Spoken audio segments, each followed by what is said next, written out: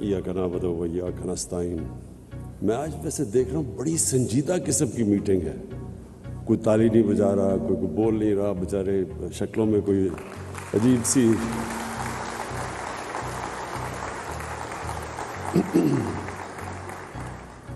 پہلے تو معید یوسف آپ کو میں مبارک دیتا ہوں، خراج تحسین پیش کرتا ہوں کہ یہ بڑی امپورٹنٹ آپ نے یہ جو سیکیورٹی ڈائلاگ ہے، یہ ہمارے ملک کے فیوچر کے لیے بہت امپورٹنٹ ہے۔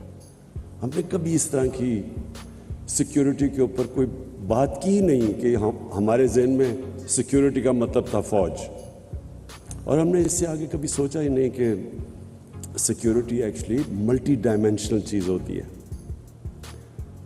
سب سے بڑی اگر قوم میں انسیکیورٹی ہوتی ہے تو وہ تب جب اس کے ملک میں ایک چھوٹا سا جزیرہ امیر لوگوں کا ہو اور غریب کے سمندر کے بیچ میں ہو، یعنی جب ایک ملک کی پراسپیرٹی انکلوسیو نہ ہو، وہ ملک ہمیشہ انسیکیور رہتا ہے۔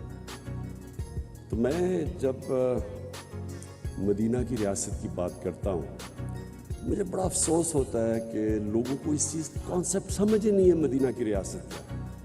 وہ سمجھتے ہیں جی ووٹ لینے کے لیے بات کر رہے ہیں یا کوئی پتہ نہیں اسلام کو استعمال کر رہے ہیں پولیٹکس کے لیے، اس لیے کیونکہ لوگوں نے اسٹڈی ہی نہیں کیا وہ ماڈل۔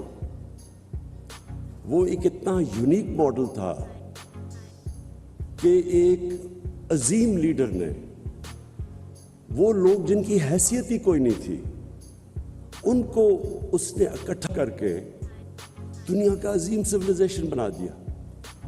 یہ تاریخ کا حصہ ہے، یہ کوئی میتھولوجی نہیں ہے۔ ہمیں پتہ ہے کہ وہ کب مدینہ تشریف لے کے آئے اور وہ کب دنیا سے گئے، یہ تاریخ کا حصہ ہے۔ وہ کتنے لوگ تھے پہلی جنگ میں، اور 10 سال کے بعد وہ کیا تھے، 20 سال کے بعد وہ سویلائزیشن کدھر تھا، 25 سال کے بعد، 50 سال کے بعد سویلائزیشن کہاں تھا۔ یہ تاریخ کا حصہ ہے۔ وہ ماڈل کیا تھا؟ وہ ایکچولی یہ جو آپ کی نیشنل سیکیورٹی ہے، یہ بالکل وہ اگر آپ ماڈل سمجھ جائیں، وہی سیکیورٹی ہے ملک کی۔ انہوں نے دنیا کی پہلی ویلفیئر سٹیٹ قائم کی۔ پیسے بھی نہیں تھے ان کے پاس، کوئی دولت نہیں تھی، بڑے ہجرت کر کے آئے تھے، غریب لوگ تھے، لیکن انہوں نے ایک چیز ثابت کی کہ جب ایک قوم اپنے کمزور طبقے کا دھیان رکھتی ہے، اصل میں سیکیورٹی وہ ہے، وہ سیکیور ہو جاتی ہے، قوم کھڑی ہو جاتی ہے، سب کا سٹیک ہوتا ہے قوم کے اندر۔ جب تک کہ ہر انسان کا سٹیک نہیں ہوتا، آپ جتنے مرضی 22 کروڑ کا ہجوم ہے، وہ انسیکیور رہے گی ہمیشہ۔ سیکیورٹی تب آتی ہے جب ہر شہری اپنی قوم کو اون کرتا ہے۔ فوج سیکیورٹی نہیں دے سکتی، لمیٹڈ سیکیورٹی ہے۔ سیکیورٹی دیتی عوام۔ عوام جب کھڑی ہو جاتی ہے، قوم بن جاتی ہے، وہ سب سے طاقتور قوم ہے۔ چھوٹا سا کیوبا، سینکشنز کتنی لگیں، وہ کیسے سروائیو کر گیا؟ کیونکہ جو حکومت تھی، دنیا کی بہترین فلاحی ریاست انہوں نے بنائی۔ ہر انسان کے لیے انہوں نے ایک ریاست نے سٹیک دے دیا کہ یہ آپ کی ریاست ہے۔ اور جب انہوں نے ویلفیئر سٹیٹ بنائی، کچھ بھی نہیں تھا، کچھ بھی نہیں ہے ان کے پاس، کمپیئر کریں پاکستان سے، لیکن وہ کھڑے ہو گئے۔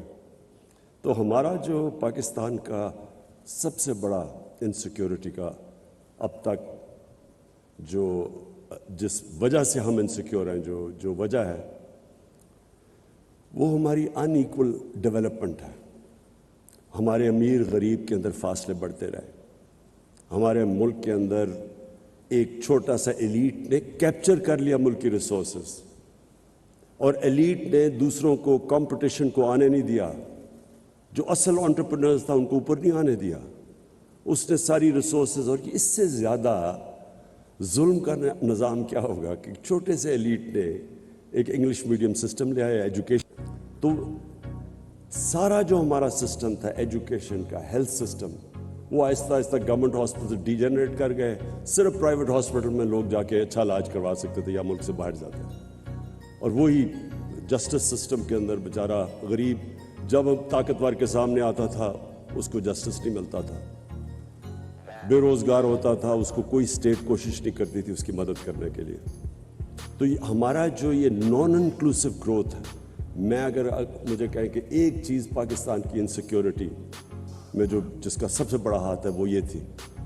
اور سیکنڈلی رول آف لا. کوئی بھی دنیا میں معاشرہ اگر سمجھتے ہم کہ وہ ترقی کر جائے گا, وہ اپنے پوٹینشیل پہ پہنچ جائے گا, وہ رول آف لا کے بغیر نہیں پہنچ سکتا. اور رول آف لا بڑا سمپل ہے کہ جو معاشرہ طاقتور مجرموں کو قانون کے نیچے نہیں لا سکتا وہ معاشرہ کامیاب نہیں ہو سکتا. اور یہ جو دو سب سے امپورٹنٹ چیزیں تھیں یہ ریاست مدینہ میں, اور بڑے انہوں نے زبردست پرنسپلز لے کیے تھے, لیکن اس کی فنڈامنٹل جو بیسس تھا وہ نمبر 1 تھا ویلفیئر اسٹیٹ, نمبر 2 تھا رول آف لا. کیونکہ رول آف لا بھی لوگوں کو اسٹیٹ کے ساتھ جوڑ دیتا ہے. ایک اسٹیٹ جو مجھے انصاف دیتی ہے میں اس کا حصہ بننا چاہتا ہوں, جس کے اندر میرے رائٹس پروٹیکٹڈ ہیں, میری جان اور مال کی حفاظت ہے, میں کمزور سے کمزور ہوں لیکن اسٹیٹ مجھے پروٹیکٹ کرتی ہے, میں اس اسٹیٹ کا حصہ بننا چاہتا ہوں. تو اگر آپ یہ دیکھیں ہندوستان کی تاریخ, تو اوپر سے کانکررز آتے تھے نارتھ سے, ایک دفعہ وہ نکلتے تھے افغانستان سے اور قبائلی علاقے سے سیدھا دلی تک پہنچتے تھے. ریزسٹنس کوئی نہیں ہوتی تھی, ہونے نہ ہونے کے برابر تھی. کیوں نہیں لوگ ریزسٹ کرتے تھے؟ کیونکہ لوگوں کا اسٹیک ہی نہیں تھا سسٹم میں. فیوڈل سسٹم تھا, اوپر جو بیٹھا ہوا تھا اس کو کوئی جو وہ چاہے کر سکتا تھا, نچلے والوں کے رائٹس ہی کوئی نہیں تھے. تو جو اوپر بیٹھا ہوتا تھا وہ اگر ریپلیس کر دیں تو ان کو فرق نہیں پڑتا تھا, دوسرا جو مرضی آ کے اوپر بیٹھ جائے. سو جو نیچے لوگ تھے جب آپ ان کا اسٹیک ہی نہیں تھا تو وہ سارے کوئی ریزسٹ نہیں کرتا تھا. افغانستان اور قبائلی علاقہ دیکھ لیں, ان کا بڑا ایگیلیٹیرین سسٹم تھا, ان کے رول آف لا بھی وہاں تھا, جو ان کا جرگہ سسٹم تھا, جوری سسٹم تھا, اور وہی جرگہ سسٹم ایک ڈیموکریٹک سسٹم تھا, ایک مشاورت تھی, کوئی اکیلا آدمی فیصلہ نہیں کرتا تھا. تو وہ لوگ اپنی آزادی کے لیے لڑتے تھے. یہ جو سارا قبائلی علاقہ انگریز کے ساتھ 80 سال لڑتا رہا. افغانستان ہے آپ کے سامنے, جو باہر سے آیا اسے ریزسٹ کیا, کیونکہ وہ لوگ آزاد لوگ ہی آزادی کے لیے لڑتے ہیں. جب آپ لوگ آزاد ہی نہیں ہیں تو وہ کون لڑے گا؟ تو یہ جو رول آف لا ہے, یہ صرف یہی نہیں کہ لوگ اون کرتے ہیں اس سوسائٹی کو, بٹ وہ پراسپر بھی وہ کرتا ہے معاشرہ.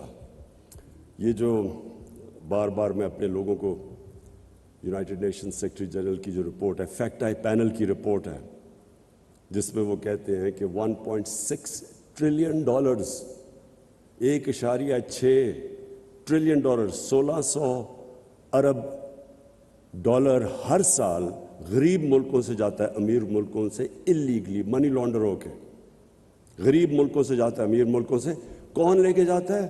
طاقتور جو کرپٹ لوگ ہیں غریب ملک کے, جو رولنگ ایلیٹس ہیں, وہ چوری کر کے اپنے ملک کا پیسہ ویسٹرن کیپٹلز اور آف شور اکاؤنٹس میں لے جاتے ہیں. تو یہ سارے طاقتور ہیں, وہ کیوں نہیں روک سکتے؟ کیونکہ ان کا رول آف لا نہیں ہے. سسٹم طاقتور ڈاکو کو کنٹرول نہیں کر سکتا, اس لیے وہ غریب ہیں. نائجیریا دیکھیں, ان کے ابھی مجھے ڈیفنس منسٹر آئے تھے, میری ان سے میٹنگ ہوئی, تو میں نے ان سے پوچھا, میں نے کہا تمہارا تیل کا کیا ریونیو ہے؟ 80% نائجیریا کا جو ریونیو ہے وہ تیل سے آتا ہے, لیکن وہ غربت ہے. اور وہ خود مجھے کہتے ہیں کہ ہم کرپشن نہیں کنٹرول کر پا رہے ہیں. کرپشن چھوٹے لیول کی ملک کو تباہ نہیں کرتی, لوگوں کے لیے انکنوینئنس ہے. لیکن جو ٹاپ لیول کی کرپشن ہے, بیسکلی جو لوگ, جس طرح ہمارے نبی صلی اللہ علیہ وسلم نے کہا تھا کہ تمہارے سے پہلے بڑی قومیں تباہ ہوئی, طاقتور چوری کرے تو اس کو چھوڑ دو, غریب چوری کرو تو جیل میں ڈالو. تو بیسکلی یہ سیکنڈ میری ریزن ہے کہ جب تک ایک قوم رول آف لا اسٹیبلش نہیں کرتی وہ ہمیشہ ونربل رہتی ہے, کیونکہ اکانومی اس کی کبھی تکڑی نہیں ہوتی. اور تیسری چیز خودداری, انڈیپینڈنٹ فارن پالیسی. یہ انڈیپینڈنٹ فارن پالیسی کیوں ضروری ہے؟ ہم اپنا پاکستان کی اپنی تاریخ دیکھ لیں. हमारी इंडिपेंडेंट फॉरेन पॉलिसी हुई नहीं। शुरू में तो इट मेड सेंस, हमारे जब पाकिस्तान बना तो बैंकरप्ट था, रिसोर्सेज भी नहीं थी, रेफ्यूजी प्रॉब्लम्स थे, तो तब तो गवर्नमेंट से, जिस तरह सेकेंड वर्ल्ड वॉर में मार्शल प्लान आया यूरोप में, कि एक बिल्कुल डेवस्टेटेड सिस्टम के अंदर तो आप बोरो करते हैं या एड लेते हैं, लेकिन जो हमारी डिपेंडेंसी हो गई इसके ऊपर, ये सबसे बड़ा नुकसान हुआ है पाकिस्तान को। अगर मुझे कोई कहना कि एक आप वजह बता दें इसके अलावा रूल ऑफ लॉ और इंक्लूसिव ग्रोथ ना होने की वजह से, अगर मुझे आप कहना एक और वजह है कि हमारा मुल्क क्यों नहीं अपने पोटेंशियल पे पहुंच सका। 60s में पाकिस्तान सारे एशिया में मिसाल दी जाती थी एज अ डेवलपमेंट मॉडल, तो क्यों नहीं हुआ? उसकी वजह ये थी कि हमारे में डिपेंडेंसी सिंड्रोम आ गया। हमने अपने अंदर जो इंसान के अंदर अल्लाह ने ताकत दी है वो हमने कभी डिस्कवर करने की कोशिश नहीं की। एक इंसान अपनी पोटेंशियल पे तब पहुंचता है जब वो रेजिस्टेंस के सामने खड़ा होता है, जब वो इंसान पुश करता है अपने आप को, उसके अंदर से अल्लाह का इतना जो पोटेंशियल दिया वो निकलता है। जिस तरह एक अल्लाह ने इंसान को बनाया है ऐसा है कि अगर वो बाजू को रेजिस्ट करेगा, वेट्स उठाएगा, बाजू तकड़ा हो जाएगा, बाजू को इस्तेमाल ना करे वो सूख जाएगा। वही इंसान का जो असल पावर हाउस है, उसका माइंड, जितना वो रेजिस्ट करता है उतनी वो अपने अंदर डिस्कवर करता है अल्लाह ने क्या सलाहियतें दी। कौम का भी यही है। कौम के अंदर जब यही शुरू में आ जाए कि जी अगर हमें एड नहीं मिलेगी तो हम चलेंगे नहीं, तो पहले माफ़ी से शुरू करें, वो कौम नहीं कभी बनी।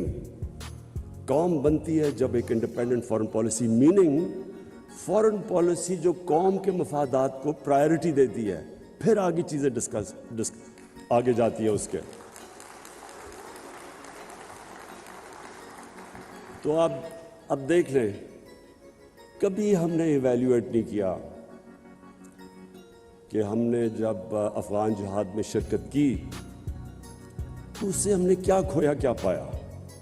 उसकी कभी इंडिपेंडेंट एनालिसिस नहीं हुई कि हमने अपनी बिल्कुल अफगानिस्तान के लोगों की मदद की, फॉरेन ऑक्यूपेशन थी, उनसे जुल्म हुआ, हमने शिरकत की, लेकिन कभी हमने ये नहीं इवैल्यूएट किया कि क्या हमने शिरकत इसलिए की कि हम अफगानिस्तान के लोगों की मदद करना चाहते थे, या हमने शिरकत की डॉलर्स की वजह से और एड की वजह से। इसकी हमने सही माने में इवैल्यूएशन नहीं की, कभी डिस्कशन नहीं हुई। और अगर आप इसकी डिस्कशन करेंगे तो जो हमें डॉलर्स मिले, मैं आपको, जब आप इसकी इवैल्यूएशन करेंगे उससे बहुत ज़्यादा नुकसान हमने उठाया। 5 मिलियन रेफ्यूजीज थे पाकिस्तान में, पहली दफ़ा सेक्टेरियन मिलिटेंसी शुरू हो गई पाकिस्तान में, उसका अपना जो हमारे रूल ऑफ लॉ पे इम्पैक्ट पड़ा और जो इन्वेस्टमेंट की इन्वायरमेंट के ऊपर इम्पैक्ट पड़ा, वो कोई किसी ने नहीं असेस किया। फिर क्लैशनिकोव्स, ड्रग्स आ गई मार्केट में, ब्लैक का पैसा आ गया, उसका क्या इम्पैक्ट पड़ा मार्केट में, करप्शन कैसे बढ़ी। फिर जब हमने 9/11 के बाद फिर से हमने शिरकत की तो उसका क्या इम्पैक्ट हुआ, कभी किसी ने, मैंने कभी कोई एनालिसिस पाकिस्तान में नहीं सुनी। और क्यों उसकी वजह थी? क्योंकि जो हमारी एलीट थी उसने शिरकत की इसमें, वो तब भी की 80s में, ऑपोजिट चीज़ें थी। 80s में हम कर रहे हैं कि जी हम फॉरेन ऑक्यूपेशन के खिलाफ हैं, 2000 के बाद हम कर रहे हैं कि नहीं जी अब फॉरेन ऑक्यूपेशन के बाद जो रेजिस्टेंस है वो टेररिज्म है। यानी एक 180 डिग्री टर्न किया एक मुल्क ने, अपनी प्रिंसिपल्स को वायलेट किया, और उसका जो फिर हमें नुकसान हुआ, मैंने कभी ये नहीं देखा कोई इवैल्यूएट करे कि पाकिस्तान को उसका क्या फ़ायदा हुआ, क्या नुकसान हुआ। आर्टिकल निकला, the most dangerous place in the world, the most dangerous place in the world, उस मुल्क में क्या इकोनॉमिक्स होगी, क्या इन्वेस्टमेंट होगी। इस टाइम पे आप जरा देखें, सब हमारे से आगे निकल गए, इंडिया, बांग्लादेश, वियतनाम, कैम्बोडिया, जिनके हम करीब करीब थे, सारे आगे निकल गए पाकिस्तान से। कोई इवैल्यूएट ही नहीं कर सकता कि हमने इस जंग की क्या हमारा ज़रूरत थी। और हर जगह अगर आप बॉटम में जाएंगे तो हमने एड के पीछे फैसला किया, ہم نے فیصلہ یہ نہیں کیا کہ ہمارے لوگوں کی بہتری کیا ہے. ہمیں ایک کسی اور ملک کے مفادات کے لیے ہم نے اپنے ملک کو قربان کیا اور پھر ایویلیویشن بھی نہیں کبھی کی. تو اس لیے میں یہ بلیو کرتا ہوں کہ جس ملک کی انڈیپینڈنٹ فارن پالیسی نہیں ہے وہ کبھی اپنے لوگوں کے مفادات کی حفاظت نہیں کر سکتا. جو اپنے لوگوں کے انٹرسٹ ہے وہ کبھی نہیں ان کو ڈیفینڈ کر سکتا, اور پھر نہ ہی اس کی دنیا میں رسپیکٹ ہوتی ہے. ہم نے پوری کوشش کی اپنے 3.5 سال میں کہ پاکستان کی فارن پالیسی آزاد ہو, بلاک پالیٹکس سے ہم بچیں, ہم برانڈ نہ ہوں کہ ہم اس بلاک میں یا دوسرے بلاک میں. ہم صرف فیصلہ کریں کہ پاکستان کے 22 کروڑ لوگوں کے فائدے میں کیا چیز ہے. ہماری پالیسی صرف اس سے کرافٹ ہو, یہ نہ ہو کہ جو ہمیں ادھر سے حکم ملے تو ہم ادھر چلے جائیں. اور میں سمجھتا ہوں کہ جو پاکستان کو رسپیکٹ ملا ہے, کوئی انڈیپینڈنٹ اس کی ایویلیویشن کروائے کہ 3.5 سال میں جو پاکستان کی فارن پالیسی میں انٹرنیشنلی جو ہمیں رسپیکٹ ملا یہ کبھی پاکستان کو پہلے نہیں ملا.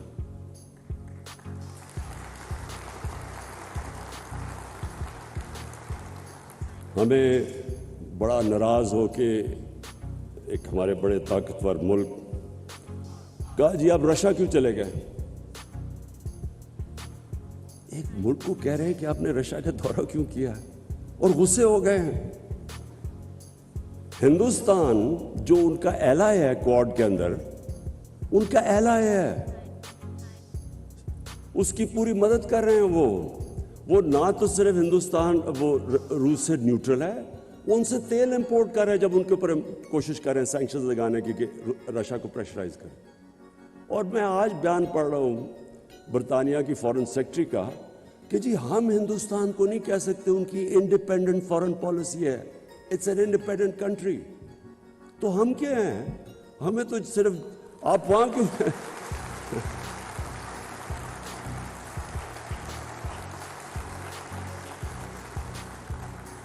اور میں یہ کسی کو میں ایکچولی ان کو بلیم نہیں کرتا, یہ ہمارا قصور ہے. میں ابھی دیکھ رہا تھا کل ہمارے جنہوں نے اچکنے سلوائی ہوئی ہیں وہ انٹرویو دے رہے تھے, جی امریکہ کو ناراض نہیں کرنا چاہیے. وہ کھڑے ہو کے انٹرویو دے رہے ہیں, ہو امریکہ کے بغیر ہمارا گزارا نہیں ہو سکتا. ان لوگوں کی وجہ سے آج ہم یہاں پہنچے ہیں. انہوں نے اپنے ملک کو اپنے ایلیٹ کے, پھر سے میں ریپیٹ کرتا ہوں, قوم کے نہیں, ایلیٹ کے انٹرسٹ میں قربان کی اپنی قوم. ان کے لیے انہوں نے سارے ہمارے ملک کو ذلیل کیا دنیا میں. ہمارے اکنامک انٹرسٹ انہوں نے قربان کیے اپنے ذاتی, جن کے پیسے باہر پڑے ہیں, دولت باہر پڑی ہوئی ہے. ڈر رہے ہیں وہ کہ جی وہ جو رشین اولیگارکس کے پیسے سے اور آف شور اکاؤنٹ سے ہو رہا ہے وہ ان کے نہ ہو جائیں پھر. اس لیے یہ ہمارے سارے ملک کو, سارے ملک کی عزت کو داؤ پہ لگاتے ہیں. کبھی کسی ملک کی عزت نہیں ہوتی جو اپنے پیر پہ نہیں کھڑا ہوتا. ہمیشہ خوددار انسانوں کی عزت ہوتی ہے. غیرت مند انسان کی ساری دنیا عزت کرتی ہے. جو اپنی عزت ہی نہیں کرتا اس کی کس نے عزت کرنی ہے. وہ حکم دیتے ہیں, ہم تمہیں اگر یہ تم نے اس فلانے کو نو کانفیڈنس میں شکست نہ دی تو بڑے کانسیکوینسز ہوں گے. یہ کبھی کوئی ایک ملک کو کوئی اس طرح کا تھریٹ دے سکتا ہے کیا؟ ہم کو یعنی کیسے ایک قوم کی, میں آپ کو یقین بتاؤں کہ ان کے اپنے اخباروں میں یہ پتہ چل جائے تو وہ ان کی ایڈمنسٹریشن کو اپنے اخباروں سے خوف آئے کہ ایسے کوئی کسی کے افیئرز میں مداخلت نہیں کرتا. یہ ہماری غلطی ہے. ہم نے ان کو امپریشن دیا کہ جی آپ کے بغیر ہم زندہ نہیں رہ سکتے. تو میں اس کو نیشنل سیکیورٹی ملٹی ڈائمینشنل چیز ہے. سب سے بڑی ڈپینڈ کرتی ہے کہ آپ کی قوم آپ کے ساتھ, ملک اور قوم, گورنمنٹ اور قوم ایک ہی ہیں. جب وہ ایک ہو جاتے ہیں کوئی چیز امپاسبل نہیں ہوتی.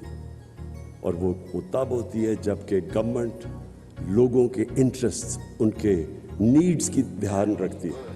مجھے جو سب سے بڑی خوشی ہے وہ یہ کہ ہم نے وہ کام کیا جو ڈیولپ ملکوں کے اندر بھی نہیں ہے.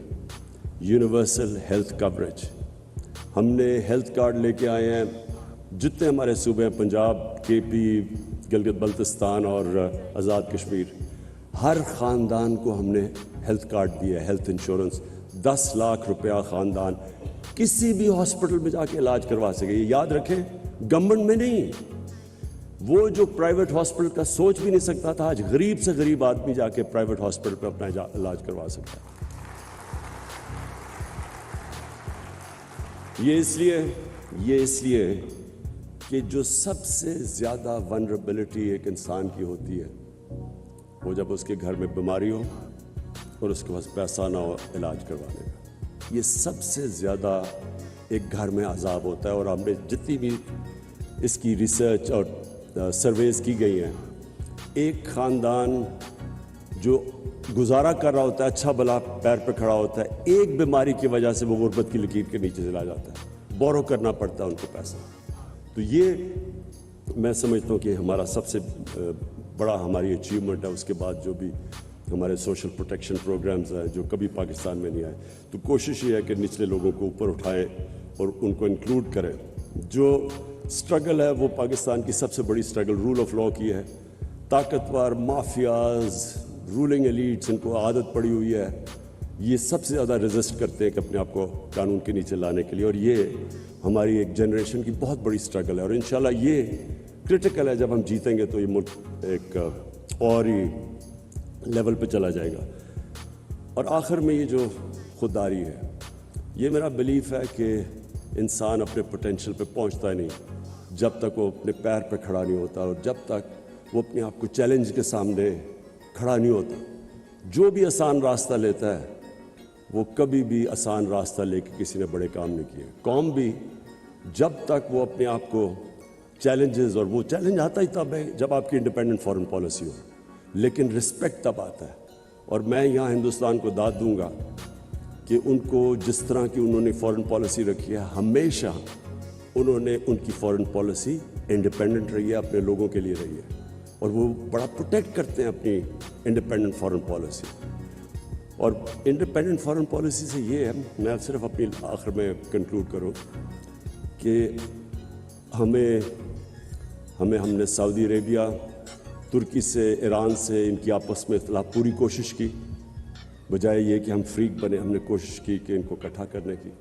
फिर अफ़गानिस्तान में पाकिस्तान का बहुत बड़ा रोल है, हमने पूरी कोशिश की कि जो अफ़गानिस्तान का पीस प्रोसेस है उसको हम आगे बढ़ाएं।